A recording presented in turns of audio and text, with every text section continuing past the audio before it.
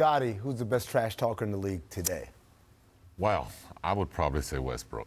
Yeah. I think he displays a lot of trash talking, a lot of antics. I know the league doesn't allow a lot of talking out on the basketball court, but he has a way of getting in the guy's head. And the fact that he's controlling the ball for most of the game, he normally wins. The other night we heard him tell Damian Lillard a foul is a bucket, and Damian Lillard responded on Twitter later, LOL, because of course Blazers won the game. Who's your pick, Nick? It's got to be Draymond. Yeah. There is nothing funnier to me, guys. Draymond is not talking too much trash. Not this year. He's on hiatus for the moment, but there is nothing funnier to me than when an opposing bench is daring Draymond to shoot a three from somewhere. Draymond hits it and instantly turns around and starts firing away at the other guys. So I've seen that lots. He doesn't do it as much right now, but he'll be back when it matters most. And most importantly, he can get into guys' heads and he can check them out from playing at their best. I thought Q and D Miles had a good suggestion with Joel Embiid because he does it on both the internet and also in person, as does Jimmy Butler. But I'm going to give you guys someone to keep an eye on for the next few years. Ja Morant talks a lot of trash. And it's funny because, obviously it's nice because he backs it up. Yeah. But it's funny because I saw his first game down in Miami, the season opener, and I'm watching, I'm like, is he talking? And I thought at first he was talking like, come on guys, let's go. And I'm like, no, he's talking to people. And so that's been a funny thing, but we see Jimmy Butler the other day with TJ Warren blowing kisses. This is Luka Doncic is another one. I've seen Luka Doncic talk trash to his own bench.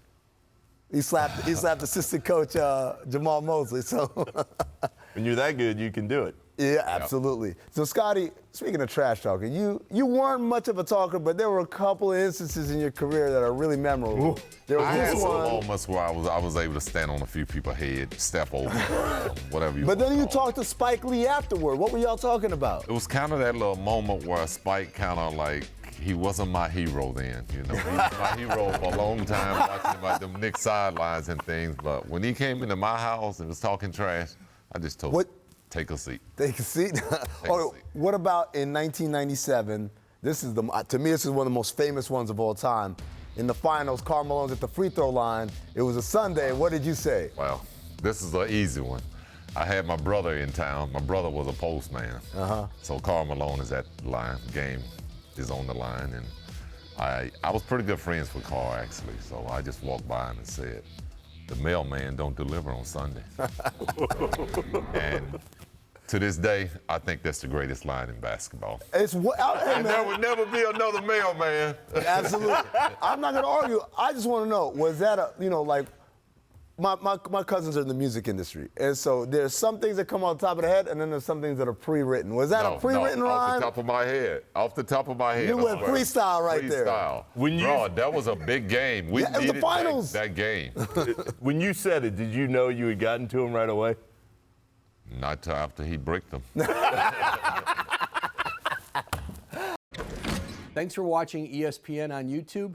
For highlights and analysis, check out the ESPN app. And for live streaming and premium content, check out ESPN+.